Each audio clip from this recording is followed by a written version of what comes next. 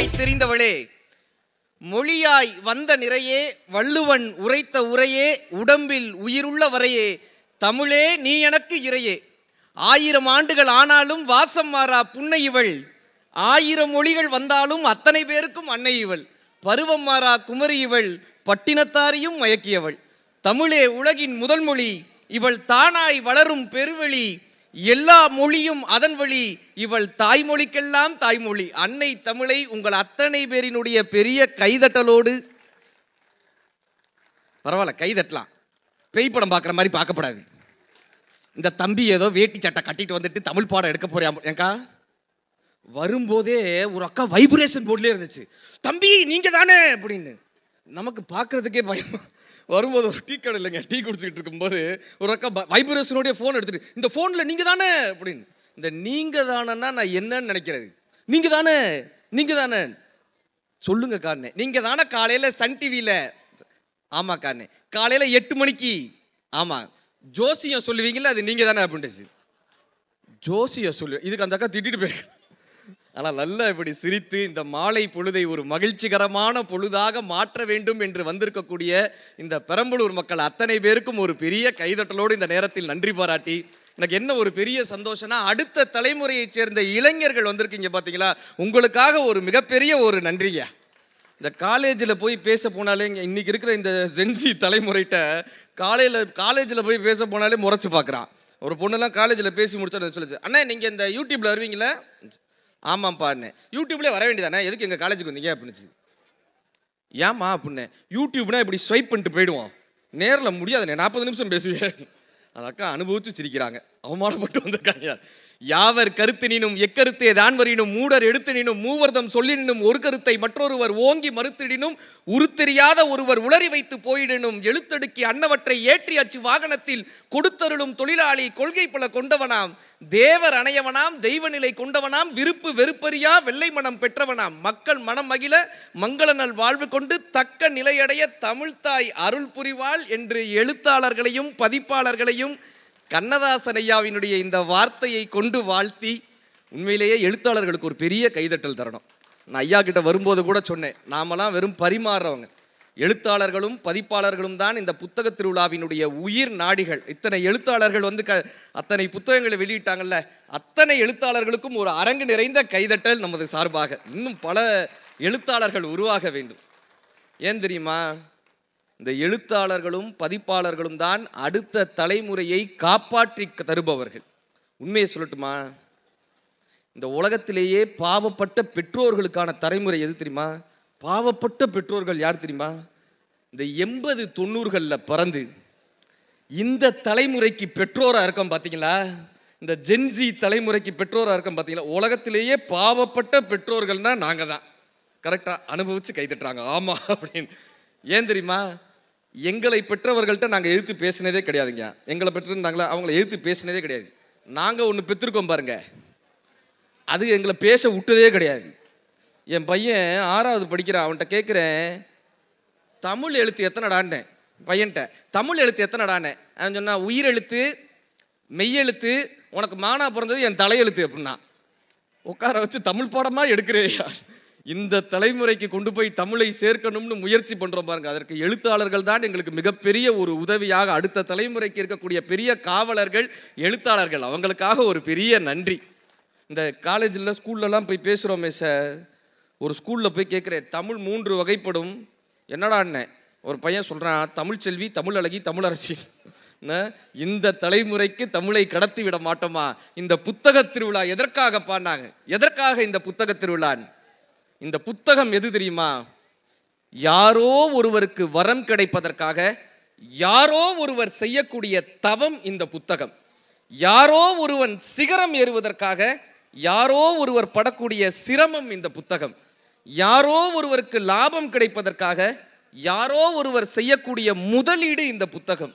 யாரோ ஒருவரினுடைய கண்ணீரை துடைப்பதற்காக யாரோ ஒருவரினுடைய கை எழுகிறதே, அந்த கை எழுத்தாளர்களினுடைய கை. யாரோ ஒருத்தருடைய. இந்த புத்தக திருவிழா இவ்வளவு பிரம்மாண்டமா நடத்துறாங்கல்ல, எதற்காகப்பா இந்த புத்தக திருவிழா இத்தனை பிரம்மாண்டம்னா? ஒரு புத்தக திருவிழா வளரும் போது, ஒரு புத்தக திருவிழா நடந்தால் மொழி வளரும்.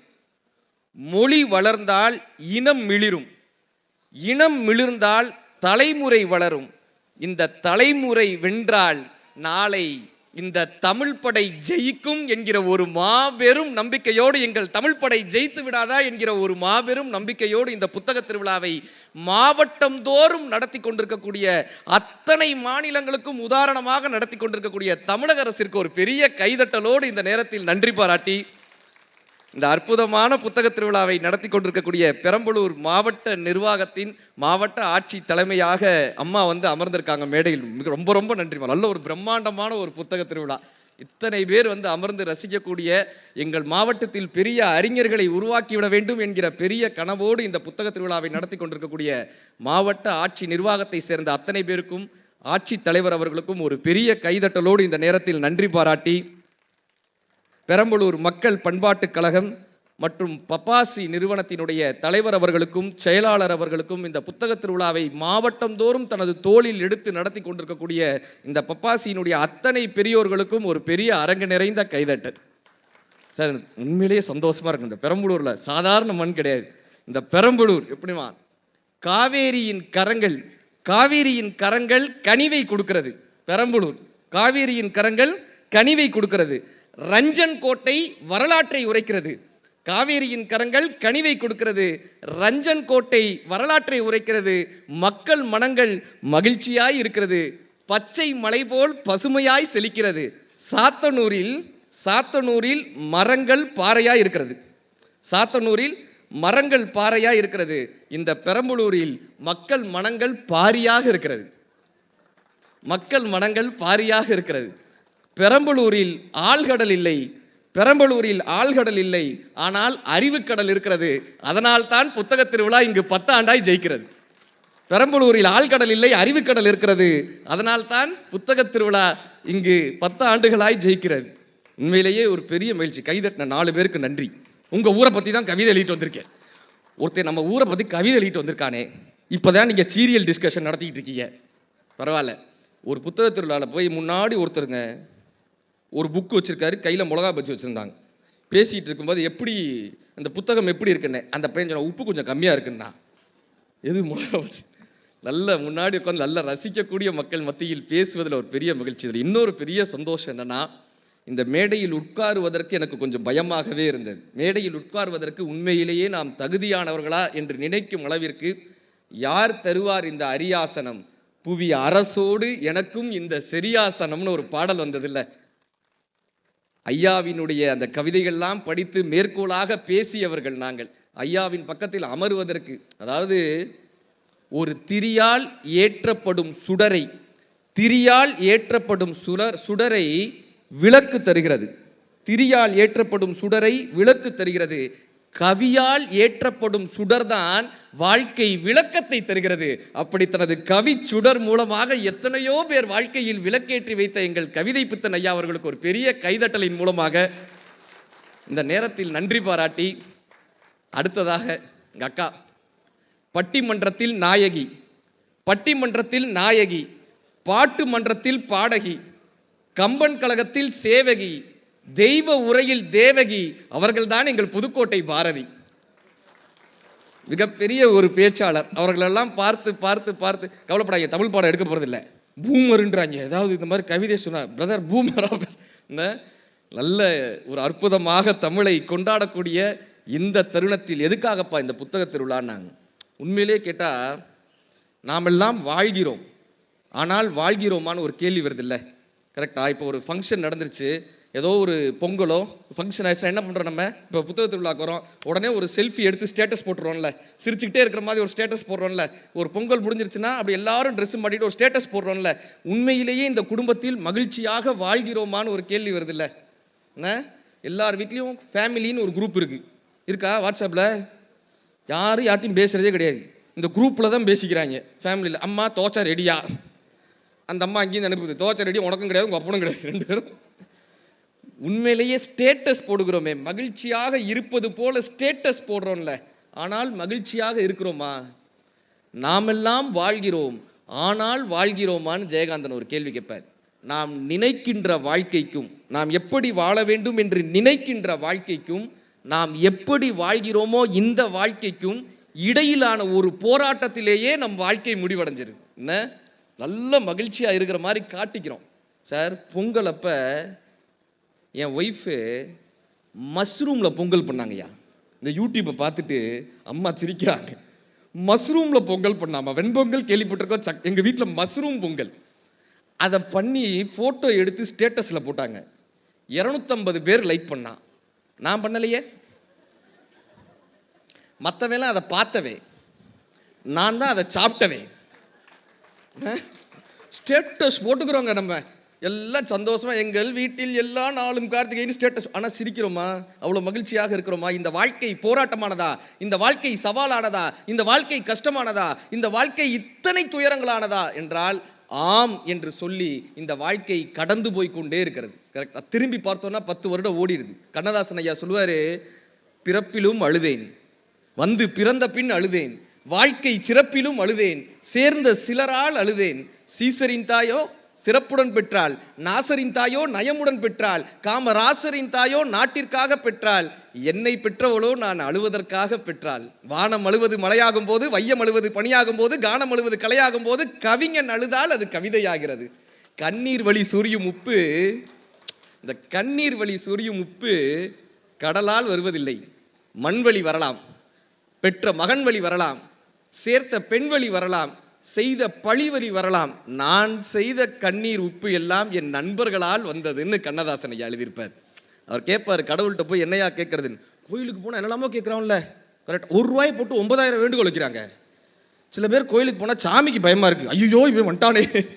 கண்ணதாசன் ஐயா கேட்டாரு, என் மனதில் ஊடுருவும் தும்மதியை தீர்த்து மன நிம்மதியை வேற்றுதடி நெஞ்சம் உயர் தம்மதியை காட்டவில்லை அஞ்சும் காடுமலை வான்முகில்கள் காற்றுமலை நீர் நெருப்பு கூடி வர வைத்தவனை காணேன், ஒரு கூடிலந்த பறவை என ஆனேன், பொன்பொருளும் மாளிகையும் பூவுலக மேனிலையும் உன்னிடத்தில் நான் தருவேன் வாராய், உன்னுடைய நிம்மதியை தாராய்ன்னு கடவுள்கிட்ட கேட்பாரு. இந்த நிம்மதி நமக்கு வாழ்க்கையில் இருக்கான்னு ஒரு பெரிய கேள்வி வருதுல்ல. இப்ப யாராவது இறந்துட்டாங்கன்னா வாட்ஸ்அப்பில் நமக்கு ஒரு ஃபோட்டோ வருதா? அதை பார்க்குறப்பெல்லாம் பயமாக இருக்கும் சார். நம்மளோடு எத்தனை பேர் அதை அனுபவிச்சிருப்போம்? நம்மளோடு படித்தவங்களோ கூட இருந்தவங்களோ திடீர்னு ஒரு ஃபோட்டோ அவங்க இல்லைன்னு வரும்போது நமக்கு எவ்வளோ கஷ்டமாக இருக்குது. இந்த ஃபோட்டோ வந்துட்டாலே இவங்க ஒரே ஒரு வார்த்தை ரிப்புன்னு போட்டு கடந்து போயிடுறானுங்களே. கரெக்டாக சார்? ரிப்புன்னு போட்டு அப்படி கடந்து போயிடுறான். எங்கள் காலேஜ் குரூப்பு ஒரு பொண்ணு பர்த்டே அன்னைக்கு பர்த்டே ட்ரெஸ் போட்டு ஒரு ஃபோட்டோ அனுப்பிச்சிச்சு. கீழே ஒருத்தர் ரிப்புன்னு போட்டான். அதை பார்த்துட்டு மற்ற எல்லாரும் ரிப்.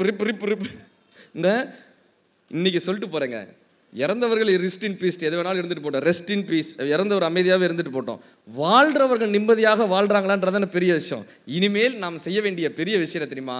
வாழ்பவர்களுக்கு காலையில் எழுந்தவுடன் லிவ் இன் பீஸ், LIPன்னு போட்டு அனுப்புங்க. Live in peace. நாம் நிம்மதியாக வாழ்கிறோமா என்கிறது தான் இன்னைக்கு பெரிய கேள்வியாக இருக்கு. வெற்றி அடைவதால் வாழ்க்கையில் மகிழ்ச்சி வருவதில்லை. வைரமுத்தையா சொல்லுவார், சிரிக்கிறதுக்கு தானே இந்த வாழ்க்கை, மகிழ்ச்சியா இருக்கிறதுக்கு தானே வாழ்க்கை. சிரிச்சாதாங்க அது பேர் முகம், சிரிக்கலைன்னா அது பேர் முகர கட்டை. உருனே இருப்பான் சில பேர்லாம். என்ன சொல்ல, முன்னாடி உட்காந்து பேச்ச கேட்குறப்ப எனக்கெல்லாம் பயமா இருக்கும். சில மேடையில் முன்னாடி உட்காந்து முறைச்சு பார்ப்பாங்க, என்ன பேசிக்கிட்டே இருக்க, மிமிக்ரி ஏதாவது பண்ணுப்பா. மிமிக்ரி பண்ணவா? எனக்கு மிமிக்ரி எல்லாம் தெரியாதுங்க, மிமிக்ரி தெரியாது. அப்புறம் என்ன நீ எல்லாம் பேச்சாளர்? எனக்கு என்ன பயம்னா, அடுத்த என்ன கேட்பான்னு எனக்கு தெரியாது. மேஜிக் பண்ணுவானா, ஏதாவது தலையை விடுவான். முன்னாடி உட்காந்து முறைச்சு பார்ப்பாங்க சார். நமக்கு பயமா இருக்கு, சட்டை பட்டன் கலண்டுருச்சா, வேட்டி கலண்டுருச்சா. மகிழ்ச்சி, நீ நான் நாம் எல்லாம் மகிழ பிறந்தவர்கள், நிலவின் ஒளியை குடிக்க பிறந்தவர்கள், நீலவான் வெளியை இழுக்க பிறந்தவர்கள், மரிக்கும் வரைக்க மகிழ பிறந்தவர்கள். ஏன் தெரியுமா? ஒரு ஆணின் பெண்ணின் மகிழ்ச்சியில் பிறந்தவர்கள்.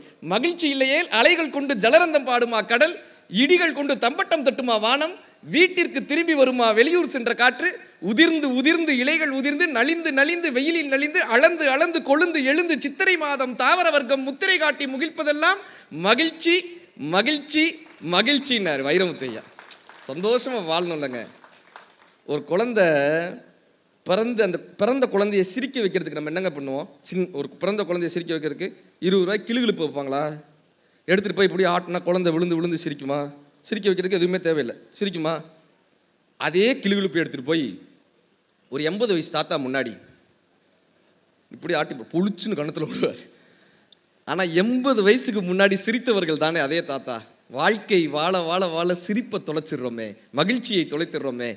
இந்த வாழ்க்கையில் இன்னைக்கு சொல்லிட்டு போறேங்க, இந்த புத்தக திருவிழாவில் நாம் கற்றுக்கொள்ள வேண்டியது என்ன தெரியுமா?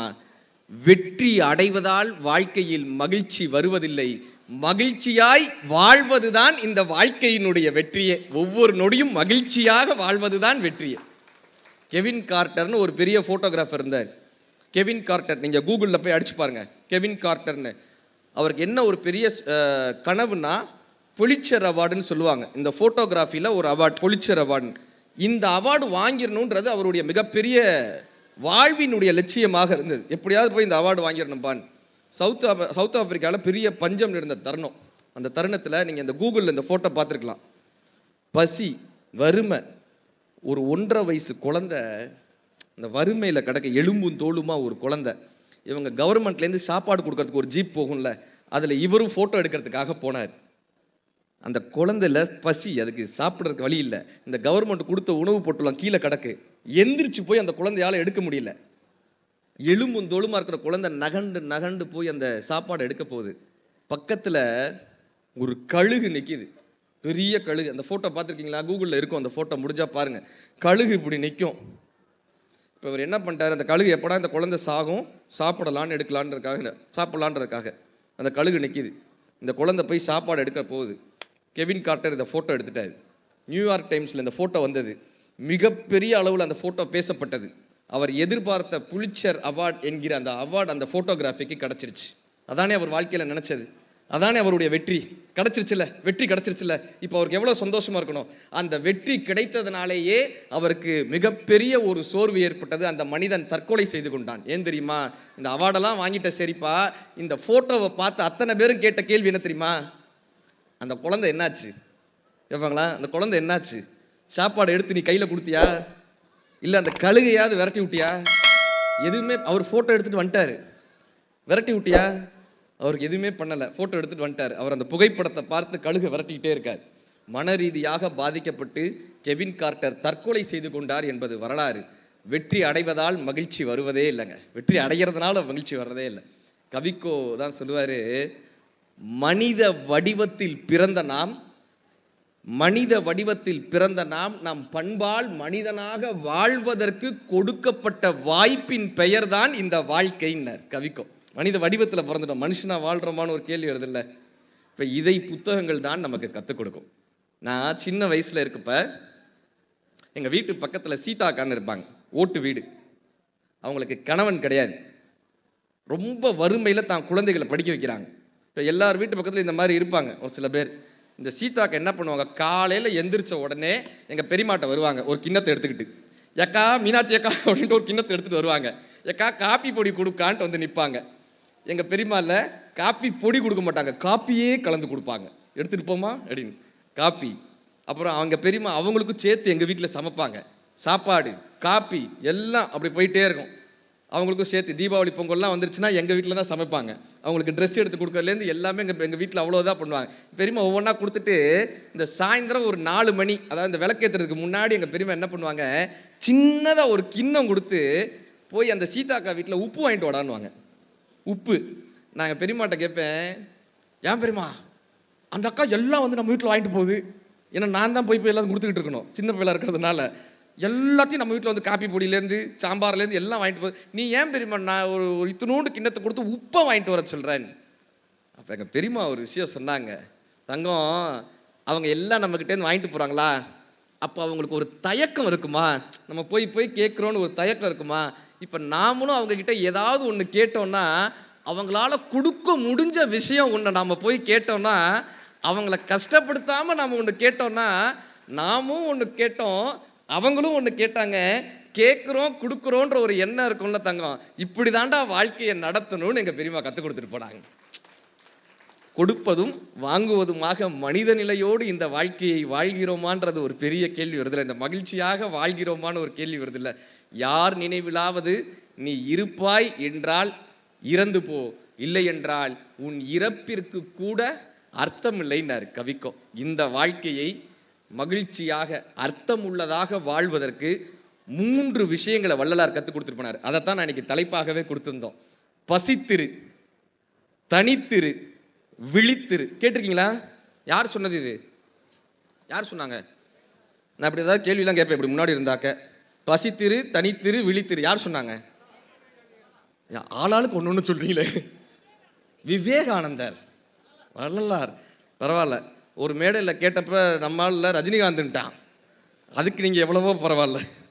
பசித்திரு, அது என்னப்பா வள்ளலார் ஐயா சொன்னது இந்த வார்த்தை.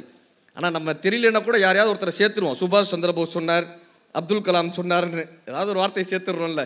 பசித்திரு, என்னப்பா பசித்திருதுனாங்க. இந்த வாழ்க்கையில எங்க எதை கத்துக்கலான்ற ஒரு ஆர்வம் இருக்குல்ல, எங்க போலாம், எதை கத்துக்கலாம், எப்படி எப்படியெல்லாம் கத்துக்கலான்னு ஒரு ஆர்வம் இருக்குல்ல. சார், திருவிளையாடல் படம் பார்த்துருக்கீங்களா? திருவிளையாடல் பார்த்துருக்கீங்களா? யார் நடிச்சது? தனுஷா? அவரும் நடிச்சார்ல. அவன் பழைய பழைய திருவிளையாடல். சிவாஜி ஐயா நடிச்சாங்களா? அவரோட ஒருத்தர் நடிச்சார்ல, நாகேஷ் ஐயா நடிச்சாரா? அந்த படம் வந்தப்ப, அந்த ஷூட் நடந்தப்பே சிவாஜி கணேசன் ஐயா சொன்னாராம், என்னை விட இந்த படத்தில் நாகேஷ் தான் அதிகமாக பேசப்படுவாரு, அவ்வளவு அழகான நடிப்புன்னாராம். இந்த படம் பயங்கர வெற்றி அடைஞ்சிச்சா. தருமி கேரக்டர்ல நாகேஷ் வருவாரா, வித்தியாசமா இருக்கும் அவர் உடல் மொழி, அப்படி இப்படின்னு வித்தியாசமா இருக்கும்ல. நாகேஷ் ஐயாட்ட போய் கேட்டாங்க, ஐயா இந்த உடல் மொழியை நீங்க எங்கிருந்து பிடிச்சிங்க? இந்த உடல் மொழியை நீங்க எங்கிருந்து பிடிச்சிங்க? வித்தியாசமான ஒரு உடல் மொழி, இது எங்கிருந்து பிடிச்சிங்க? நாகேஷ் சார் சொன்னாரு, எங்க ஊர் மயிலாப்பூர். மயிலாப்பூர் கபாலீஸ்வரர் கோயில் இருக்கும், அதை சுத்தி ஒரு மனநலம் பாதிக்கப்பட்டவர் இருந்தார், ஒரு பைத்தியக்காரர் இருந்தார். நான் ஒரு வாரம் போய் அவர் பக்கத்திலேயே உட்காந்துக்கிட்டேன். இந்த மனநலம் பாதிக்கப்பட்டவர் என்னடா பண்றாருன்னு பக்கத்தில் உட்காந்து பார்த்துக்கிட்டே இருந்தேன். அவர் தனக்குத்தானே ஏதோ பேசுவார், இந்த கோயிலை சுத்தி சுத்தி வருவார், திடீர்னு ஏதோ பையெல்லாம் எடுத்து வச்சுப்பாரு, அதை எடுத்து கொண்டு போய் குட்டுவார். ஒரு வாரம் அவருடைய உடல் மொழியை அப்படியே பார்த்தேன். அந்த உடல் மொழியை நான் அப்படியே கொண்டு போய் திரைப்படத்தில் செய்தேன், அது மிகப்பெரிய வெற்றி அடைஞ்சதுன்னார். நாம் கற்றுக்கொள்ள வேண்டும் என்று நினைத்தால் ஒரு பைத்தியத்திடமிருந்து கூட கற்றுக்கொள்ளலாம். கற்றுக்கொள்ளவே கூடாது என்று நினைத்தால் பக்கத்து வீட்டில் திருவள்ளுவரே இருந்தாலும் கத்துக்க முடியாது. கத்துக்கொள்ள கூடாதுன்னு நினைச்சோம்னு வச்சுக்கோங்களேன், திருவள்ளுவரே இருந்தாலும். சார், அல்லி மலர் பக்கத்துல தவளை இருந்தா தவளையால தேன் குடிக்க முடியாதுங்க, நாம் தேனியாக இருந்தால்தான் தேன் குடிக்க முடியும். நீங்கள் எல்லாம் இந்த புத்தக திருவிழாவிற்கு வந்த தேனீக்கள், புத்தக திருவிழாவிற்கு வந்த தேனீக்கள், அறிவு தேனை பறிவிட மாட்டோமான்ற ஒரு பெரிய ஆசையோடு வந்திருக்கீங்கல்ல, நீங்கள் தான் இதை கற்றுக்கொள்ள முடியும், உங்கள்கிட்ட தான் இதை சொல்ல முடியும். சச்சின் த காட் ஆஃப் கிரிக்கெட்னு பாராட்டப்பட்டார்ல, சச்சின் டெண்டுல்கர், கரெக்டா? நம்ம தலைமுறைக்கு தெரியும் சச்சின்லாம் God of cricket, master blaster அப்படின்னு நாங்கள் அவரை. சென்னைக்கு வந்தப்ப அவர் ஹோட்டலில் தங்கி இருக்கிறப்போ ஒரு சர்வர் வராரு, இந்த காஃபி ஊற்ற வருவாங்கல்ல நண்பர்கள், அந்த காஃபி ஊற்ற வரவர் வந்து அப்படி காஃபி ஊற்றிக்கிட்டே கேட்குறாரு, sir can I have a word of two minutes sir, can I have 2 minutes with you sir, can I talk about cricket, 2 நிமிஷம் உங்ககிட்ட கிடைக்குமான். சச்சின் இப்படியே பார்க்குறாரு, காஃபி ஊத்துறவர் என்ன கிரிக்கெட் பற்றி என்கிட்ட பேச போறாரு, சொல்லுங்க என்ன. இந்த காஃபி ஊத்துறவர் காஃபி ஊற்றிக்கிட்டே சொல்கிறாரு, sir I think you need to change your elbow pad அப்படின்னாரு. நீங்கள் இந்த பக்கம் ஒரு எல்போ பேட் வைக்கிறீங்கல்ல இந்த கையில், அதை நீங்கள் மாற்றணும்னு நினைக்கிறேன்னு. சச்சின் மிரண்டு போனாருங்க. அவர் சொன்னார், உலகத்தில் எனக்கு மட்டுமே தெரிந்த ஒரு ரகசியம் இன்னொருவருக்கும் தெரிந்தது. அவர் உட்கார சொல்கிறார், இது எப்படி உங்களுக்கு தெரிஞ்சிச்சுன்னு கேட்குறாரு. நான் உங்கள் மேட்சை தொடர்ந்து பார்த்துக்கிட்டே இருப்பேன், கிட்டத்தட்ட 200-300 மேட்ச் உங்கள் மேட்சை ரீவைண்ட் பண்ணி ஃபார்வர்ட் பண்ணி பார்ப்பேன். அதில் எப்பெல்லாம் லெக் ஸ்பின் பால் வருதோ அப்போல்லாம் உங்களால் விளையாட முடியல, உங்களுடைய உடல் மொழி மாறுது, உங்களுடைய பாடி லாங்குவேஜ் மாறுது, உங்களால் விளையாட முடியல. நீங்கள் இந்த எல்போ பேட் போட்டிங்கன்னா உங்களால் விளையாட முடியாது, அதை மாற்றுங்க, விளையாட முடியும். நாங்கள் சச்சின் டெண்டுல்கர் சொல்கிறார், அந்த சென்னையில் வந்தபோது அந்த காஃபி ஊற்றக்கூடிய நண்பர் சொன்ன வார்த்தையை நான் அப்படியே கற்றுக்கொண்டேன், அதற்கு பிறகு அதை மாற்றிக்கொண்டேன், என் வாழ்க்கை மாறியது, என்னுடைய விளையாட்டு மாறியதுன்னார். எங்கிருந்து நமக்கான வார்த்தை வரும் நமக்கு தெரியவே தெரியாது, எங்கிருந்து நமக்கான சொல் வரும் நமக்கு தெரியவே தெரியாது. தலக்கோதும் இளங்காத்து பாட்டு கேட்டீங்களா? தலங்கோதும் இளங்காத்து சேதி கொண்டு வரும். இப்படி கேட்டோன்னு இப்படி சொல்லணும், சந்தோஷமா இருக்கு. ஒரு மேடையில் போய் கேட்டேன், செல்வத்துள் செல்வம்னே, ஒரு அக்கா திருமதி செல்வம்ண்டுச்சு. தலக்கோதும் இளங்காத்து சேதி கொண்டு வரும், மரமாகும் விதையெல்லாம் வாழ சொல்லித்தரும். இந்த காத்து அடிக்குது இல்ல, இந்த தலையை கோவிட்டு போகுது இல்ல, இந்த தலையை கோவி விட்டு செல்லக்கூடிய அந்த காற்றில் ஏதோ ஒரு 2 வார்த்தைகள் வந்து காதில் விழுமா. இந்த வார்த்தைகள் காதில் விழும்போது, விதையாக விழும்போது, நம் மனம் செம்மனாக இருந்து விட்டால் அந்த விதைகள் விருட்சமாக வருமா. நீங்கள் எல்லாம் இந்த பெரம்பலூர் புத்தக திருவிழா என்கிற செம்மண்ணில் இந்த செம்மண்ணில் விழுந்த விதைகள் உங்களோட ஆசீர்வாதத்தால, புத்தகத்தின் மீது இருக்கக்கூடிய காதலினால, இந்த மாவட்ட ஆட்சித்தலைவர்களினுடைய இவ்வளவு பெரிய முயற்சியினால், பப்பாசியினுடைய முயற்சியினால் நீங்கள் அத்தனை பேரும் இந்த செம்மண்ணில் விழுந்த விதைகள். உங்களுக்குள் ஒரு வீரியத்தை கடத்திவிட மாட்டோமா என்பதுதான் இந்த நிகழ்ச்சியினுடைய பெரிய நோக்கம். எங்க ஐயா தான் ஒரு கவிதை எழுதியிருப்பாரு, கரையில் நின்று கனவு கண்டால். ஐயாவினுடைய கவிதை, கரையில் நின்று கனவு கண்டால் சிப்பி திறக்காது, நீ கடலுக்குள் மூழ்கி எழுந்திடாமல் முத்து கிடைக்காது, விடாமுயற்சியும் பயிற்சியும் இல்லாமல் வெற்றி கிடைக்காது, அடுத்தவர் கால்களிலே நின்று கொண்டிருந்தால் உன் வாழ்க்கை சிறக்காதுன்னு எங்க ஐயா கவிதை எழுதியிருப்பாங்க. எதுகை முனையினுடைய உச்சம் ஐயாவினுடைய கவிதை. எதற்காகப்பா இப்படி இந்த பசி இருக்கணும்னாங்க. நான் ஐயா கோயம்புத்தூர்ல ஒரு கல்லூரியில பேச போனேங்க. அங்க பிரின்சிபல், அந்த கல்லூரியினுடைய முதல்வர் அவர்கள் ஒரு வார்த்தை சொன்னார். நாங்க இப்படி மோட்டிவேஷனல் டாக்லாம் போறோம்ல, அவர் ஒரு விஷயம் சொன்னாரு. ஒரு பொண்ணு தினம் அந்த காலேஜ் வாசல்ல, பூண்டின்னு ஒரு கிராமம் இருக்கு, கோயம்புத்தூர் தாண்டி பூண்டி, அந்த இடத்துல ஈஷா யோகலா இருக்குல்ல அந்த பக்கம், அது ரொம்ப ஒரு ரிமோட் வில்லேஜ், அந்த பக்கம் ரொம்ப ஒரு குக்கிராமம் மாதிரி இருக்கும். அந்த இடத்துல ஒரு கல்லூரி, நான் பேச போன கல்லூரி, பிரின்சிபல் சொல்றாரு, ஒரு பொண்ணுங்க தினம் அந்த காலேஜ் வாசல்ல இப்படி நிற்பாங்களாம். வாசல்ல நிற்கிறது, அழுக்கு சட்டை அழுக்கு பாவாடை கட்டிட்டு அப்படி வாசல்ல நிற்கிறது. 20 நாள் தினம் நின்றுருக்காங்க. இந்த வாட்ச்மேன் அந்த பொண்ணு கிட்ட கேட்கிறாரு, எதுக்குமா இங்க நிக்கிற தினம், ஏன் இங்க தினம் நிக்கிறாரு? அந்த பொண்ணோட வார்த்தை, எனக்கு இந்த காலேஜ்ல படிக்கணும்னு ஆசைங்க, காசு இல்லை, அதனால இந்த காலேஜுக்கு போறாங்கல்ல பசங்கள்லாம் உள்ள போறாங்கல்ல, அவங்கள பார்க்கறதுக்கு எனக்கு சந்தோஷமா இருக்கு, அவங்கள பார்த்து நான் திருப்தி அடைஞ்சுக்கிறேன். எல்லாருக்கும் இந்த வாய்ப்பு கிடைச்சிறது இல்லை, இந்த காலேஜ் படிக்கிறதும் ஸ்கூல் படிக்கிறதும். அந்த பொண்ணு பார்த்து திருப்தி அடைஞ்சுக்க, அதுக்காக நிற்கிறேன். வாட்ச்மேனுக்கு இதை தாங்க முடியலங்கய்யா, தாங்க முடியல. அவர் என்ன பண்றாரு, அந்த பொண்ணை கூட்டிட்டு அவருடைய பெர்மிஷன் அல்லது அவருடைய அதிகாரத்துக்கு உட்பட்டு அவருக்கு தெரிஞ்ச ஆபீஸ்ல 4-5 பேர் இருப்பாங்கல்ல, அவங்க கிட்ட கூட்டு போய் அறிமுகப்படுத்துறாரு. இந்த பொண்ணு தினம் நிக்குது, இந்த பொண்ணுக்கு ஏதாவது பண்ண முடியுமான்னு அவர் அதிகாரத்துக்கு உட்பட்டு ஆபீசர்ஸ் அறிமுகப்படுத்துறாங்க. இந்த ஆபீஸ் ஸ்டாஃப்ஸ்ல என்ன பண்றாங்கன்னா, எங்களால ஒன்றும் செய்ய முடியாதுமா, பிரின்சிபால்ட்ட உனக்கு ஒரு அப்பாயின்மெண்ட் வாங்கி தரோம், அவர்கிட்ட பேசுங்க. 20 நாள் அந்த பொண்ணு காத்திருக்காங்க. பிரின்சிபால் அப்பாயின்மெண்ட் கிடைக்குது. அவர் கரெக்டா 15 நிமிஷம் சொல்ல வேண்டியதெல்லாம் சொல்லுமான்றாங்க. அந்த பொண்ணு போய் மார்க் ஷீட்லாம் எடுத்துட்டு போறாங்க, 12th மார்க் ஷீட்லாம் எடுத்துட்டு போறாங்க. 85% வாங்கியிருக்காங்க 12th மார்க் ஷீட்லாம் எடுத்துட்டு போறாங்க. போய் நிக்கிறாங்க. பிரின்சிபால் கேட்கிறாரு, உனக்கு என்னமா வேணும்னு. உங்க காலேஜ்லயே கம்மியான ஃபீஸ்ல என்ன கோர்ஸ் இருக்குமோ அதை கொடுங்க சார், இந்த கோர்ஸ் அந்த கோர்ஸ்லாம் கேட்கல, கம்மியான ஃபீஸ்ல என்ன இருக்குமோ அதை கொடுங்க. Arts and science college. அவர் சொல்றாரு, ஒரு கோர்ஸ் கொடுத்து கிட்டத்தட்ட 3500 ரூபா, வருஷத்துக்கு 3500 ரூபா கட்டுமான்றாரு. அந்த பொண்ணு கேட்ட கேள்வி, சார் இஎம்ஐல ஃபீஸ் கட்டலாமா சார்னு கேட்டிருக்காங்க. இஎம்ஐல உன்னால என்ன முடியுமோ கட்டுமான்ட்டாரு.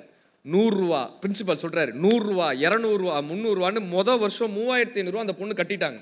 சொல்லி பிறக்கிற பொண்ணு தானே, 3500 ரூபா கட்டிட்டாங்க. 2வது வருஷம் 2500 ரூபாய் ஏதோ ஒன்று கட்டியிருக்காங்க. 3வது வருஷம் சார் ஐபிஎம்னு ஒரு கம்பெனி ஆஃப் கேம்பஸ் நடத்துறாங்க.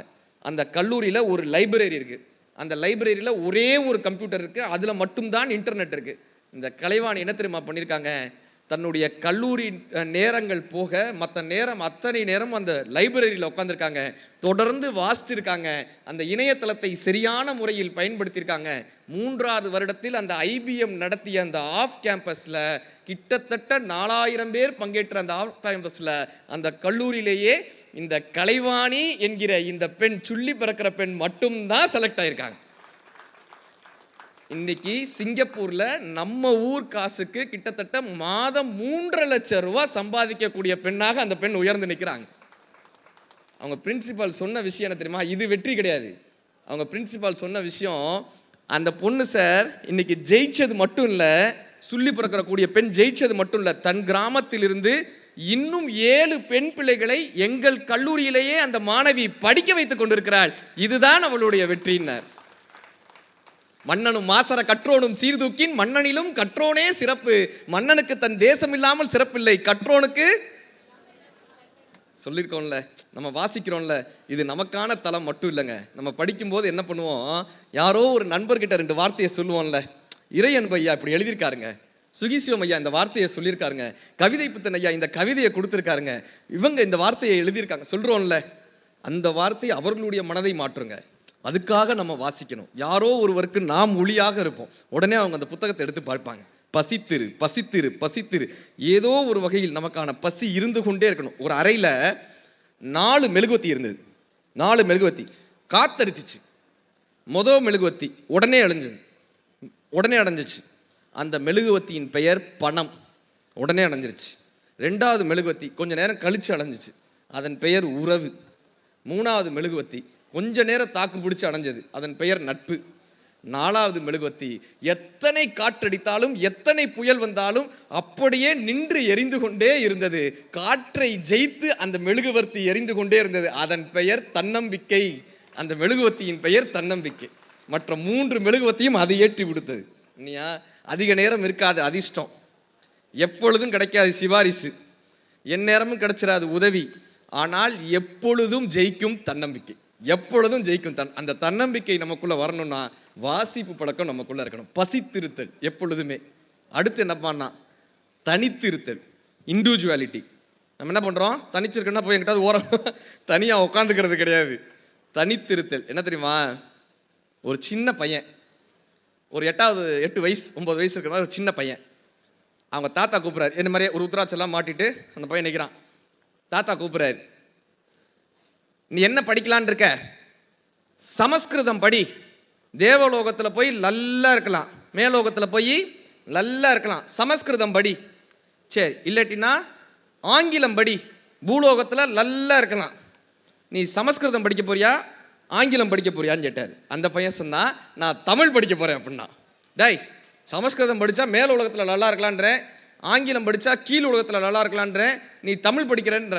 அந்த பையனுடைய வார்த்தை, தமிழ் படித்தால் மேல் உலகத்திலும் நல்லா இருக்கலாம், பூலோகத்திலும் நல்லா இருக்கலாம், நான் தமிழ் படிப்பேன் என்று சொன்னவர் தான் உவே சாமிநாத ஐயர் அவர்கள். அத்தனை தமிழ் தாத்தான்னு கொண்டாடுறோம்ல. தனித்து இருப்பவர்கள் தான் தலைவர்களாக இருக்க முடியும். சார், தென்னாப்பிரிக்கால மகாத்மா காந்தி அவர்களுக்கு முடிய வெட்ட மாட்டோம்ட்டாங்க. தெரியும் சம்பவம் கேள்விப்பட்டு போல. முடி வெட்ட மாட்டோம்ட்டாங்க. அவருடைய நிறத்தை காரணம் காட்டி முடி வெட்ட மாட்டோம்னாங்க. அவரே முடிய வெட்டிட்டார். அவரே தான் முடிய வெட்டிக்கிட்டார். அது ஒரு மாதிரி வித்தியாசமா இருக்கும்ல. நீதிமன்றத்துக்கு போறாரு, அவர் வழக்கறிஞர்ல, நீதிமன்றத்துக்கு போறாரு. எல்லாரும் அவரை பார்த்து சிரிக்கிறாங்க. மிஸ்டர் காந்தி, இப்படியா முடி வெட்டிட்டு நீதிமன்றத்துக்கு வருவீங்க, உங்களுக்கு அவமானமா இல்லையான்னாங்க. காந்தியினுடைய வார்த்தை, நிற வேற்றுமையை காட்டி முடிவெட்ட முடியாது என்று சொன்ன நீங்கள் தான் அவமானப்பட வேண்டுமே தவிர, என்னுடைய முடியை நானே வெட்டி கொண்டுவதற்காக நான் எப்பொழுதும் அவமானப்படவே மாட்டேன்னாருங்க. இப்படி சொன்னவர் தான், தனித்துவமாக சிந்தித்தவர்கள் தான் தலைவர்களாக இருக்க முடிஞ்சது. நீங்க நாட்டில் மட்டுமே இல்லை, வீட்டில் இத்தனை பேர் வந்திருக்கீங்கல்ல, குடும்பத்தில் ஒவ்வொருத்தருமே குடும்பத்தில் தனித்துவமானவங்க. கரெக்டா? ஒவ்வொருத்தரும் வித்தியாசமா யோசிக்கிறவங்க தான். என்னை விட என் மனைவி வித்தியாசமாக இருக்கிறாள்னு யோசிக்கிறோம்ல, இல்லை என்னை விட என் கணவர் வித்தியாசமாக. இன்னைக்கு சொல்லிட்டு போறேன், நம்மை விட நம் வாழ்க்கை துணை வித்தியாசமாக இல்லை, நம்மை போலவே நம் வாழ்க்கை துணையும் வித்தியாசமானவர்களாக இருக்கிறாங்க. நம்மை போலவே. இந்த கல்யாணத்துக்கு வர்றவங்க எல்லாம் வாழ்த்துவாங்க, பார்த்துருக்கீங்களா? கல்யாணத்துக்கு வரவங்களாம் வாழ்த்திருக்காங்களா? ராமரும் சீதையும் போல் வாழ்க, கோவலனும் கண்ணை, இப்படிலாம் வாழ்த்துவாங்க. ஐயா, அம்மா சிரிக்கிறாங்க. வள்ளுவரும் வாசியும் போல் இப்படிலாம் வாழ்த்துறாங்கல்ல. யாராவது ஒருத்தராவது என்னையும் என் மனைவியும் போல் வாழ்கன்னு வாழ்த்தி பார்த்துருக்கீங்களா? பயந்துருவாங்க. அது இன்னும் சில பேர் சொல்லுவாங்க, ஒருவரை ஒருவர் புரிந்து கொண்டு வாழுங்கன்னு. சத்தியமா நடக்காது. எனக்கு ஒரு 15 வருஷம் ஆயிடுச்சு, ஐயாக்கெல்லாம் பெரியவங்களா இருக்காங்க. சத்தியமா புரிந்து கொண்டுலாம் வாழ முடியாது. இன்னைக்கு சொல்லிட்டு போறேன், ஆண் தனித்துவமானவன், பெண் தனித்துவமானவர்கள். ஒரு புத்தகமே வந்திருக்கு, men are from Mars, women are from வீனஸ்னு ஒரு புத்தகமே இருக்கு. நீங்க முடிஞ்சா அந்த புத்தகம் வாங்கி படிங்க. ஒரு ஆணை ஒரு பெண்ணால் புரிந்து கொள்ளவே முடியாது, ஒரு பெண்ணை ஒரு ஆணால் புரிந்து கொள்ளவே முடியாது. அப்ப என்னப்பா புரிஞ்சுக்கலாம்னா, புரிஞ்சுக்கவே முடியாதுன்றதை புரிஞ்சுக்கிட்டோம்னு வச்சுக்கோங்களேன், வாழ்க்கை சக்சஸ். புரிஞ்சுக்கவே முடியாதுயா சார். அப்படிதான் சார். இப்போ நாங்கள் நிகழ்வு முடிச்சுட்டு வரோம், மேடையிலலாம் இவ்வளோ பேச்சு பேசுகிறோம்ல, வீட்டிலலாம் நம்மளை மியூட்டில் போட்டு வச்சுருப்பாங்க. ஒரு நாள் இரவு 12 மணிக்கு நிகழ்ச்சி முடிச்சுட்டு நானும் என் மனைவியும் ஃப்ளாட்ஸு, எங்கள் ஃப்ளாட்டு கரண்ட் இல்லை, இந்த ஜென்ரல் கரண்ட் இல்லை, எங்கள் வீட்டுக்குள்ளே இன்வெர்டர் இருக்கும், ஜென்ரலாக அந்த இடத்துல கரண்ட் இல்லை. வீட்டை திறக்கணும். நான் கரெக்டாக என் சாவி எடுத்து ஒய்ஃப்ட்ட கொடுக்குறேன். எந்த சாவியில் திறக்கணுமோ அந்த சாவி கொத்தில் சாவியை எடுத்து கரெக்டாக என் வீட்டுக்கார மாட்ட கொடுக்குறேன். நான் இந்த ஃபோனில் லைட்டு போட்டு இப்படி பிடிச்சிக்கிட்டு நிற்கிறேன். சாவியை இங்கே விட்றாங்க, அங்கே விட்றானுங்க, இங்கிட்டு திருப்புறானுங்க. அந்த பூட்டு ஓட்டையை தவிர மற்ற எல்லா இடத்துலையும் கிட்டத்தட்ட ஒரு 1/4 மணி நேரம் நான் அப்புறம் சாவியை கொடு, நானே திறக்கிறேன், கொடு, இந்த லைட், இந்த ஃபோனை பிடி, ரைட்டு பிடி அப்படின்னு கொடுத்துட்டு நான் சாவியை திறக்கிறேன் சார். டக்குன்னு திறந்துருச்சு. என் ஒய்ஃப் சொல்றா, இப்ப தெரியுதா செல்போன் லைட்டை எப்படி கரெக்டா பிடிக்கணும்னு இப்ப தெரியுதா? எது நான் லைட்டு சரியா? உறவுகளில் யார் சரி யார் தவறு என்பதை விட யாருக்கு உறவு தேவை என்பதுதான் முக்கியம். நான் பின்பற்ற ஒரு விஷயம் என்ன தெரியுமா? நான் தப்பு பண்ணா நான் உடனே சாரி கேட்டுருவேன். அவங்க தப்பு பண்ணாலும் நானே சாரி கேட்டுருவேன். இப்ப என்ன வந்துச்சு? முடிஞ்சு போச்சுல. வாழ்க்கையில ஜெயிக்கணும்னா மனைவி கிட்ட தோற்கணும்ன்ற ஒரு பெரிய ஃபார்முலாவை கத்துக்கிட்டேன் எங்க வீட்டுல. இப்ப நான் சரியா பண்ணி என் மனைவி தப்பா பண்ணாங்கன்னா அவங்க தான் சரி. நானும் சரியா பண்ணி அவங்களும் சரியா பண்ணா அவங்க தான் சரி. நான் தப்பு பண்ணி அவங்க சரியா பண்ணாலும் அவங்க தான் சரி. நானும் தப்பு பண்ணி அவங்களும் தப்பு பண்ணா நான் தான் தப்பு. ஆனா அதனால ஒன்றும் நாங்கள் கவலைப்படுறதே கிடையாதுங்க. உறவுகளில் தவறே செய்யாமல் யாருக்கு மன்னிப்பு கேட்க தெரிகிறதோ அவர்களுக்கு தான் உறவை காப்பாற்ற தெரிகிறது என்று அர்த்தம். இந்த மன்னிப்புன்ற வார்த்தை இருக்குல்ல, அது ஒரு பெரிய வார்த்தை இல்லை. மன்னிப்புன்ற வார்த்தை பெரிய வார்த்தை இல்லை. ஆனால் மன்னிப்பு கேட்பதற்கும் கொடுப்பதற்கும் நமக்கு ஒரு மிகப்பெரிய ஒரு மனம் நமக்கு தேவை. ஒரு பெரிய மனம். இங்க கும்பகோணத்துல அறிவழகன்னு ஒரு ஐயா, கும்பகோணத்துல அந்த ஐயா கொரோனா காலகட்டத்தில் தன்னுடைய மனைவியை, அவங்களுக்கு கேன்சர், அவங்க மனைவிக்கு கேன்சர் பேஷண்ட். இந்த கொரோனா காலகட்டத்தில் மருந்து கிடைக்கல. பாண்டிச்சேரி ஜிப்மர் மருத்துவமனையில் அவங்களுக்கு மருத்துவம் பார்க்குறாரு. அவங்களுக்கு மருந்து தீந்து போயிடுச்சு. இப்போ அவர் போகிறதுக்கான வழி இல்லை. பஸ் எல்லாம் நிப்பாட்டிட்டாங்கல்ல கொரோனா காலகட்டத்தில். என்ன தெரியுமா சார் பண்ணியிருக்காரு? 4:30 மணிக்கு கும்பகோணத்துலேருந்து சைக்கிள் எடுத்திருக்காருங்க. மனைவியை சைக்கிளில் உட்கார வச்சு தூக்குவாளியில் சாப்பாடை கட்டிக்கிட்டு கிளம்பிட்டாரு. பாண்டிச்சேரி வரைக்கும் கும்பகோணத்துலேருந்து ஜிப்மர் மருத்துவமனைக்கு 4 மணிக்கு கிளம்பினவர் இரவு 11 மணிக்கு அந்த ஆஸ்பத்திரிக்கு போயிருக்காரு. ஆஸ்பத்திரியில் வந்தவங்க மிரண்டு இருக்காங்க. நீங்க வந்தது எவ்வளவு ரிஸ்க் தெரியுமா? கொரோனா எவ்வளவு ஆபத்து தெரியுமா? நீங்க வந்த பயணம் எவ்வளவு கடினம் தெரியுமா? எதுக்காக அங்க வந்தீங்க? அவர் சொன்ன வார்த்தை, எனக்கு இது எவ்வளவு ரிஸ்க்லாம் தெரியாது, எவ்வளவு கடினம்லாம் தெரியாது, இந்த தூரம்லாம் எவ்வளோன்னு தெரியாது. ஆனா ஒன்னே ஒன்று மட்டும் தெரியும், இவள் இல்லை என்றால் என்னால் வாழவே முடியாது என்று மட்டும் தெரியும். அதனால் நான் அழைத்து வந்தேன். ஆழம் விழுதுகள் போல் உறவுகள் 1000 இருந்தாலும் வேறென நீ இருந்தாய், அதில் நான் வீழ்ந்து விடாது இருந்தேன் கண்ணதாசன். வாலிபங்கள் ஓடும் வயதாக கூடும் ஆனாலும் அன்பு மாறாதது, மாலையிடும் சொந்தம் முடிபோட்ட பந்தம் பிரிவென்னும் சொல்லே அறியாதது. வாலி. வீணையடி நீ எனக்கு, மேவும் விரல் நான் உனக்கு, பூணும் மடம் நீ எனக்கு, புது வைரம் நான் உனக்கு, தோயும் அது நீ எனக்கு, தும்பியடி நான் உனக்கு, ஊனம் ஒரு நல்லமுதே ஊறு சுவையே கண்ணம்மான்னுவார் பாரதி. இப்படியாக ஒரு தனித்துவமா நம்ம வீட்டில் மகிழ்ச்சியா இருக்கோமா? கேள்வி வருது இல்ல. காரைக்குடி கிட்டக்க ஒரு 60ஆம் கல்யாணம் பேச போறேங்கய்யா. 60ஆம் கல்யாணத்துல சாந்தின்னு வாங்க, அங்க பேச போறேன். அந்த அம்மாவை கூப்பிட்டு கேட்டேன், ஏமா நீங்க ஐயாவோட கிட்டத்தட்ட ஒரு 40 வருஷம் குடும்பம் நடத்திருக்கீங்களே, நான் பேசுறது இருக்கட்டும், நீங்க ஒரு 2 வார்த்தை அவரை பத்தி சொல்லுங்கன்னு. நீங்க ஒரு 2 வார்த்தை அவரை பத்தி சொல்லுங்கன்னு. அந்த அம்மா ஒரே ஒரு வார்த்தை சொன்னாங்க. 2 வார்த்தை சொல்லுங்கன்னு அவங்க ஒரே வார்த்தை சொன்னாங்க. இந்த ஆன்றதுல 40 வருஷ குடும்ப நான் அவங்க கிட்ட கேட்டேன், ஏம்மா என்னைக்காவது ஒரு நாள் அவரை விட்டு கிளம்பிடலான்னு நினைச்சிருக்கீங்களா? என்னைக்காவது ஒரு நாள் அவர் படுத்துற பாட்டுக்கு என்னைக்காவது ஒரு நாள் அவரை விட்டு போயிடலான்னு நினைச்சிருக்கீங்களான்னு. அந்த அம்மா சொன்னாங்க, தினம் நடப்பேன். என்னைக்காவது ஒரு நாள் இல்லப்பா, தினம் நடப்பேன். ஆனா நான் போயிட்டு அவருக்கு யார் மாத்திரை எடுத்து தருவாங்கன்னு நினைப்பேன். மூக்கு கண்ணாடி எங்க வச்சாருன்னு அவருக்கு தெரியாது. இந்த கண்ணாடி எங்க, வேட்டியை எங்க கலட்டி போட்டோன்னு அவருக்கு தெரியாது. மாத்திரை சமைச்சு வச்சா எடுத்து போட்டு சாப்பிட்றதுக்கு தெரியாது. நான் போயிட்டா இந்த ஆளு நிலைமை என்ன ஆகுமேன்னு நினைச்சு இப்படியே பார்ப்பேன். பரிதாபமா இருக்கும். அந்த ஆளு முகத்தை பார்ப்பேன், பரிதாபமா இருக்கும். திரும்ப போ வாழ்ந்துட்டு போவோன்னு வந்துருவேன்னாங்க. அப்பதான் எனக்கு தெரிந்தது, நம்மோடு வாழ்பவர்கள் பிரியப்பட்டு வாழவில்லை, பரிதாபப்பட்டு தான் பல பேர் வாழ்கிறார்கள். ஒவ்வொருவரும் ஏதோ ஒரு வகையில் தனித்துவமாக இருக்கிறார்கள். இந்த குடும்பத்தில் நாம் புரிந்து கொள்ள வேண்டிய ஒரு மிகப்பெரிய விஷயம், நம்மை போலவே தனித்துவமாக இருப்பவர்கள். இவர்களோடு நான் வாழ்ந்தால் என் வாழ்க்கை மகிழ்ச்சியா இருக்கும்னு நினைச்சு திருமணம் பண்றோம்ல, இவர்கள் இல்லாவிட்டால் நாம் வாழவே முடியாது என்கிற ஒரு நிலையில் திருமணம் நடந்தால் அந்த திருமணம் அர்த்தமுள்ள திருமணமாக இருக்கிறது. பசித்திரு, தனித்திரு, 3வது என்ன பண்ணாங்க, விழித்திரு. 3வது என்னது? நீங்க விழிச்சிருக்கீங்களான்றக்காக கேட்டுக்கிட்டோம். விழித்திரு. உண்மையான விஷயம். இந்த ஒரு பாட்டு வந்துச்சுங்க இன்னைக்கு, இந்த பொல்லாத உலகத்தில், கேட்டுக்கோமா, அந்த பாட்டை கேட்கறப்பலாம் நான் நினைப்பேன், அப்பா இந்த பொல்லாத உலகத்துல எங்க படைச்சிருக்கீங்களேப்பா. உண்மையிலேயே அங்க இந்த நாமுத்துக்குமார் ஒரு கவிதையில எழுதியிருப்பாரு, 100 பாம்புகள் இருந்த கிராமத்தில் நாங்கள் மகிழ்ச்சியாய் இருந்தோம். 100 பாம்புகள் இருந்த கிராமத்தில் மகிழ்ச்சியாக இருந்தோம். பாம்புகள் அற்ற இந்த நகரத்தில் தான் வாழ்வதற்கு பயமாக இருக்கிறது. பாம்புகள் அற்ற நகரத்துல ஒரு நகைச்சுவை தான் சொல்லாங்க. ஒருத்தங்க சூப்பர் மார்க்கெட் போயிருக்காங்க, கணவனும் மனைவியும் சூப்பர் மார்க்கெட்டுக்கு போயிருக்காங்க. திரும்பி வந்து பார்த்தா அவங்க பார்க் பண்ண காரை காணோம். இவங்களும் 1 மணி நேரம் தேடி இருக்காங்க, சுத்தி கார் எங்கன்னு கிடைக்கல. 1 மணி நேரம் கழிச்சு வந்து பார்த்தா எங்க பார்க் பண்ணாங்களோ அதே இடத்துல கார் நிக்குது. இவங்களுக்கு கார் கதவை திறந்து பார்க்குறாங்க, உள்ள ஒரு லெட்டர் இருந்திருக்கு. இப்படி ஒரு லெட்டர். அந்த லெட்டர்ல எழுதிருந்துச்சு, மன்னிச்சுக்கங்க, என் மனைவிக்கு பிரசவ வலி வந்துருச்சு, எனக்கு என்ன பண்றதுன்னு தெரியல, அதனால கள்ளச்சாவி போட்டு உங்க கார் அவசரத்துக்காக எடுத்துட்டு போயிட்டேன், மன்னிச்சிருங்க. உங்களுக்கு ஏற்பட்ட மன உளைச்சலுக்காக 2 சினிமா டிக்கெட் உள்ள வச்சிருக்கேன். 2 சினிமா டிக்கெட், இலவச டிக்கெட் 2 வச்சிருக்கேன். நீங்க படத்தை பார்த்து சந்தோஷப்படுங்க, தெரியாம உங்க கார் எடுத்துட்டு போயிட்டே, மன்னிச்சிருங்க. இவங்க பார்த்தாங்க, பிரசவம்ன்றாங்க, 2 டிக்கெட் ஃப்ரீயா கிடைச்சிருக்கல, ஃபர்ஸ்ட் டே ஃபர்ஸ்ட் ஷோ எடுத்து போய் ஸ்டேட்டஸ் போட்டுடலாம். சினிமாக்கு போயிட்டாங்க கிளம்பி, ஃபர்ஸ்ட் டே ஃபர்ஸ்ட் ஷோ, படத்துக்கு போயாச்சு. படத்துக்கு போயிட்டு திரும்பி வந்து பார்த்தா வீட்டையே காலி பண்ணிட்டு போயிட்டாங்க.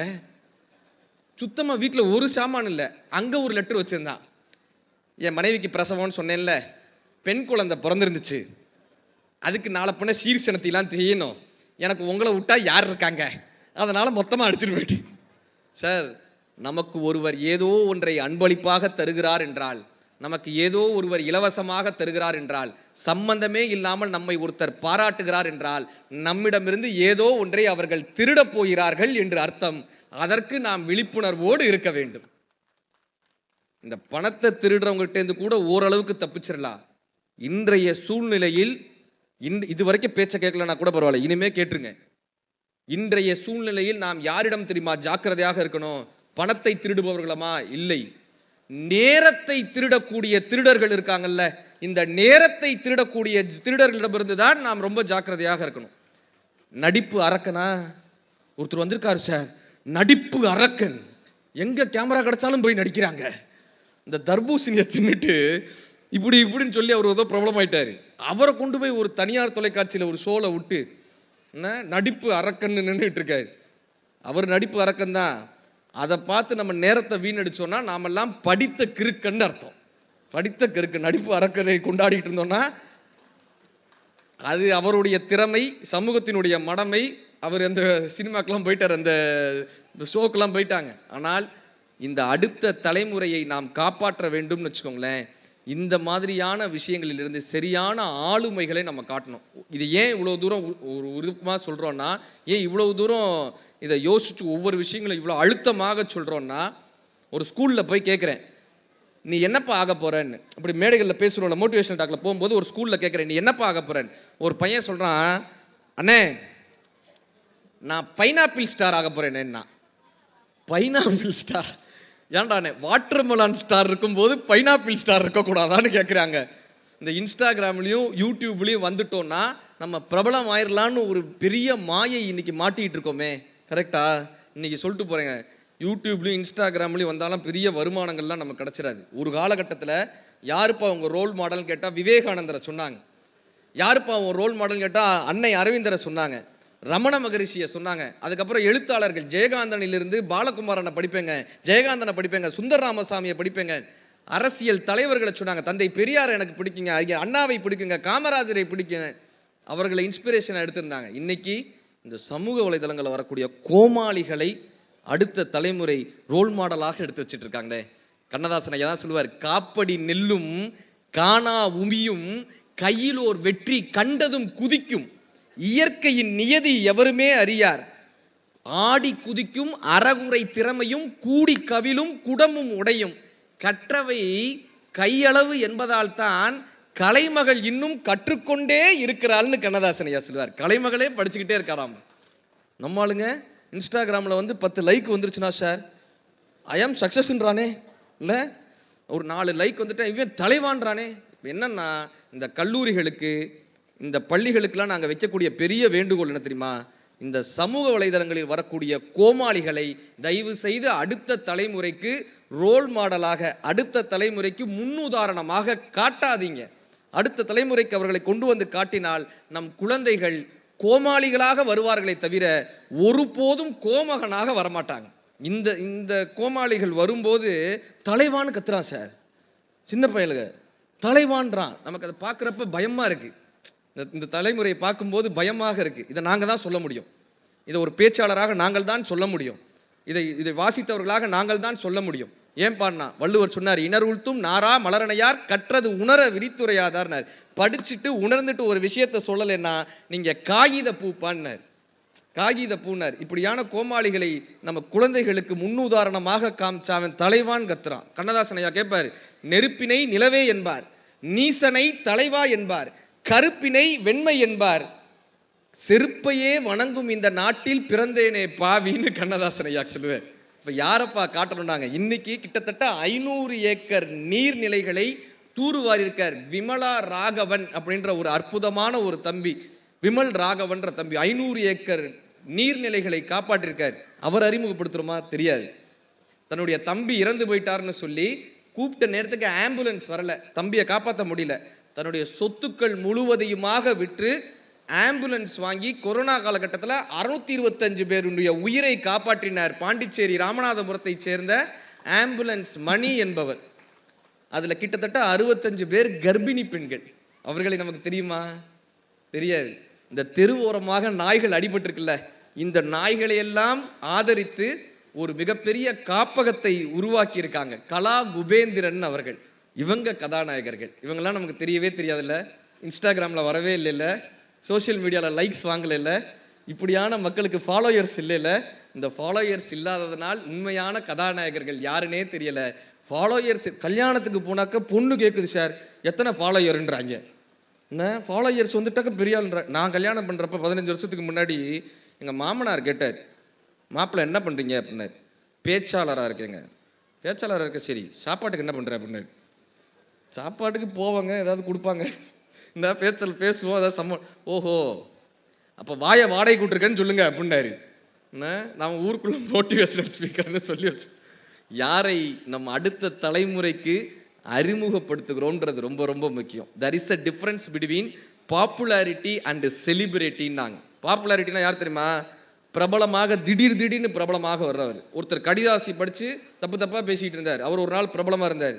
கரெக்டா? ஒருத்தர் இப்படி வரல காமிச்சார், அவர் ஒரு வாட்டி பிரபலமா இருந்தார். இன்னைக்கு திடீர்னு ஒருத்தர் பிரபலமா இருப்பார், திடீர்னு காணாம போயிடுவாங்க. ஆனால் நம் குழந்தைகளுக்கு காட்ட வேண்டியது பாப்புலாரிட்டி கிடையாது, பிரபலமானவர்களை கிடையாது, கொண்டாடத்தக்கவர்களை நாம் காட்டணும். இன்றைக்கும் ஒரு குடியரசுத் தலைவர் பெயரை சொல்லுங்கன்னா யார் பேரை சொல்றோம்?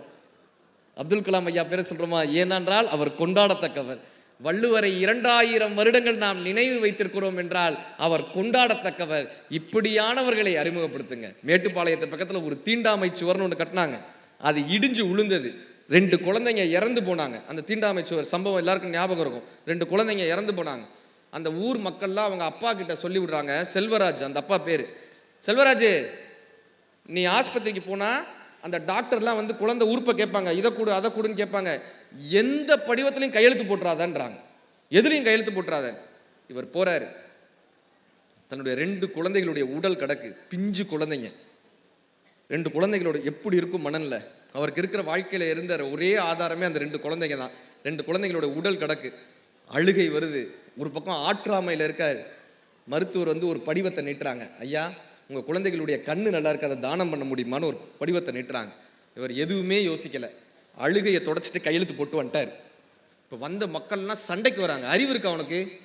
நம்ம குழந்தைகளை கொண்டு இருக்காங்க, கண்தானத்துக்கு கையெழுத்து போட்டு வந்திருக்கு, அறிவு இருக்காரு? செல்வராஜ் ஐயா சொன்ன வார்த்தை, இனிமே என் கண்ணால என் பிள்ளைகளை பார்க்கவே முடியாது, ஆனால் அந்த குழந்தைகளினுடைய கண்ணை தானமாக கொடுத்தால் இந்த கோடிக்கணக்கான மக்களினுடைய ஏதோ ஒரு இடத்துல அந்த கண் இருக்கும்ல. நாளைக்கு நான் நடந்து வரப்ப ஒரு நாளைக்கு நான் லட்சக்கணக்கான மக்களை பார்க்கிறோம், அந்த மக்கள்ல ஏதோ ஒரு நாள் என் குழந்தைகளுடைய கண் அங்க இருக்கும்ல. எனக்கு அவங்க யாருன்னு தெரியாது, ஆனா இந்த கண்ணுக்கு இதுதான் எங்க அப்பான்னு தெரியும்ல, அந்த கண் இந்த அப்பாவை பார்க்கும்ல, அதுக்காக நான் என் குழந்தைகளுடைய கண்ணை தானம் பண்ணேன்னாராங்க. அப்படியான அந்த செல்வராஜ் கதாநாயகர். இதைத்தாங்க நம்ம அடுத்த தலைமுறைக்கு காட்டணும். பிரிட்டிஷ் அரசாங்கம் துரத்தி கொண்டிருந்த போது, சாப்பாட்டுக்கு வழி இல்லாத போது, இந்திய நாட்டில் உள்ள அத்தனை மூலைகளுக்கும் சென்ற போதும் கூட எத்தனை கோடி இன்பம் வைத்த இறைவான் பாடினாரே பாரதி, அவர் கதாநாயகருங்க. உங்களை நீங்கள் சரணடையாவிட்டால் இந்த கோவிலை இடித்து விடுவோம்னு பீரங்கிய போய் நிப்பாட்டிய போது, நாம் வாழ்வது 100 ஆண்டுகள் தான், ஆனால் இந்த கோவில் வாழ வேண்டும் என்ற காரணத்திற்காக போய் சரணடைந்து தங்கள் உயிரை விட்டார்களே மருது சகோதரர்கள், அவர்கள் கதாநாயகருங்க. வீரமங்கை வேலு நாச்சியார் அவர்கள் கதாநாயகருங்க. பகத்சிங், உத்தம் சிங், சுகதேவ், ராஜகுரு தூக்குல போட போறாங்க. பகத்சிங்க அந்த அந்த அவங்களுக்கு வயது வெறும் 21 22 தாங்க அந்த 3 பேருக்கும். பகத்சிங், சுகதேவ், ராஜகுரு 3 பேரையும் தூக்குல போட போறாங்க. இந்த ஒரு சம்பவத்தை சொல்லி முடிச்சிடுறேன். தூக்குல போட போறாங்க. முதல்ல பகத்சிங் போய் தூக்கு மேடையில நிக்கிறாரு. ராஜகுருவும் சுகதேவும் அடுத்ததாக போனாங்க, நிக்கிறாங்க. பகத்சிங் போய் தூக்கு மேடையில நின்று இன்குலாப், மத்த 2 பேரும் ஜிந்தாபாத் தூக்குல போட்டாங்க. அடுத்ததா சுகதேவ் போய் நிக்கிறாரு. இன்குலாப், ராஜகுரு ஜிந்தாபாத், சுகதேவ் தூக்குல போட்டாங்க. இப்ப ராஜகுரு போய் நிக்கிறார். இந்த பக்கம் யாருமே இல்லை, எல்லாம் பிரிட்டிஷ்காரங்க, எல்லாம் வெள்ளக்காரங்க. இப்ப ராஜகுரு போய் அந்த மேடையில நின்று இன்குலாப்னு கத்துனாருங்க. இந்த லிவர் இழுக்கக்கூடிய வெள்ளக்காரர் இருப்பான்ல, அவன் கத்துனாங்க ஜிந்தாபாத்னா, அவன் கத்துனா ஜிந்தாபாத்னு. ராஜகுருவை தூக்குல போட்டாங்க. இவருக்கு என்கொயரி வச்சாங்க. ஒரு சுதேசி இன்குலாப்னு கத்துறான், அவனுக்காக நீ ஜிந்தாபாத்ன்ற.